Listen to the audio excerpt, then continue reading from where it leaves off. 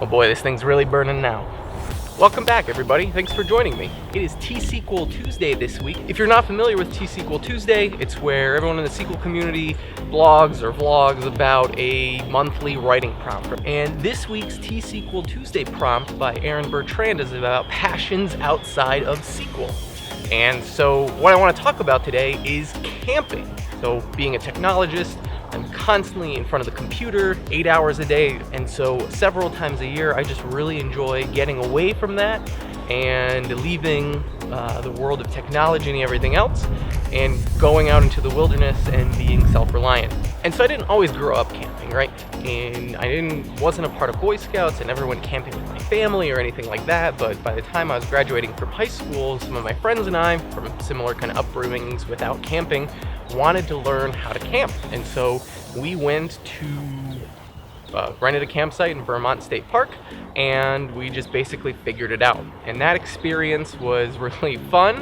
We definitely learned a lot, but I think the first night we ended up sleeping in our cars because the water was just gushing in our tent.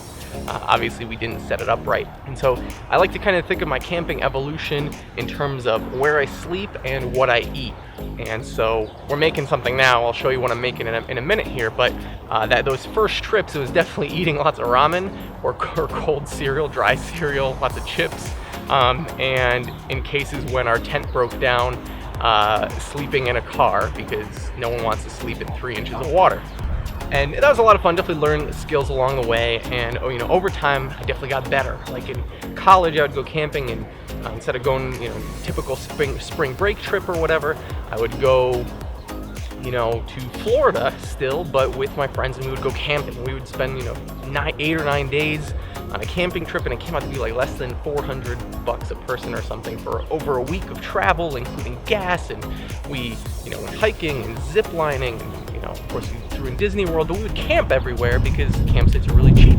And so we definitely learned skills better. We made it through a lot of thunderstorms without getting wet, so that was good. We upgraded to cooking mac and cheese and grilling burgers over a fire. But camping I've always really liked because it was a great way to really travel for cheap. So after those times in Florida, I eventually went out west camping in Yellowstone and the Grand Tetons and Shenandoah on the East Coast. And it's really fun to camp at those places because for many reasons, but basically you get in before the rest of the tourists do, so you have the park to yourself, or at least that's what it feels like. And so at that point, all through college, after college, I basically considered myself a pretty good outdoorsman by that point. I even took my then fiance and now wife, Renee, to Vermont and actually proposed to her while camping. I knew she was a keeper when she said yes after I hadn't showered for 3 days. But even since then, right, camping's transformed even more. Like, how can I get all my gear smaller and be able to travel to more places, like I mentioned, like to Yellowstone and stuff? You need to be able to get it really small. And that's when I started getting into backpacking, right, which is a form of camping where you just kind of have to carry everything in on your back. You don't have a car, and the detail-oriented personality that I have really enjoys that because there's a lot of planning involved. You have to plan where's the water on your routes, what hiking trails are you going to go on, what routes do you want to take, where are you going to eat. You have to pack and prepare all your food, which if you don't want to carry extra weight, takes a lot of planning to figure out, okay, for 5 or 7 days, how much do I actually need to eat? Of course, the things I started eating were much better.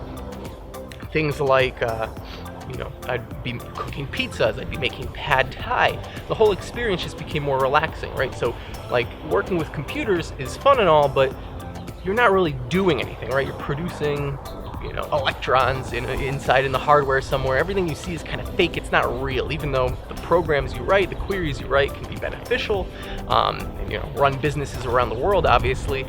There's just something intangible there that can't be replicated with doing something like camping, where you're going out and you are using those skills to produce something, right, that is tangible, basically staying alive, right, out in the woods.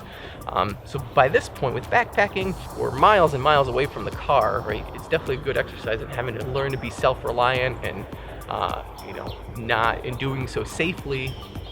And finally, right, some of my favorite things, because when I talk to people about this at different SQL events or otherwise, they're always saying, "Oh, I don't like roughing it. I don't like eating all those crappy freeze-dried foods." So obviously, what I've been doing here the whole time, and I've been cooking this for a little bit longer than just this few minutes of this video, is some of my most gourmet, my favorite camping treats. So let's see if I can take this off here. All right, so it's pulled out and there we go. Ooh, that's a little hot. Turn this off. And I got some cinnamon rolls.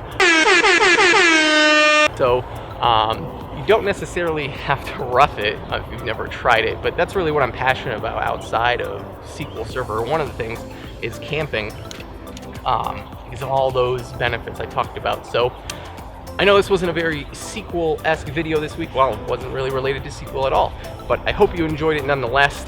I'll be back with SQL tips again next week, so please join me then.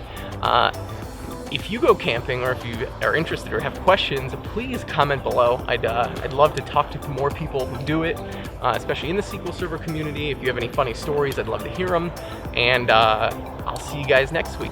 Thanks. Let's dig into these. The key to cooking cinnamon rolls in a big pot like this, twiggy fire on top, is basically there to make this act like an oven. So you're getting cinnamon rolls to cook from both the top and the bottom. So let's see what these are like. Really good.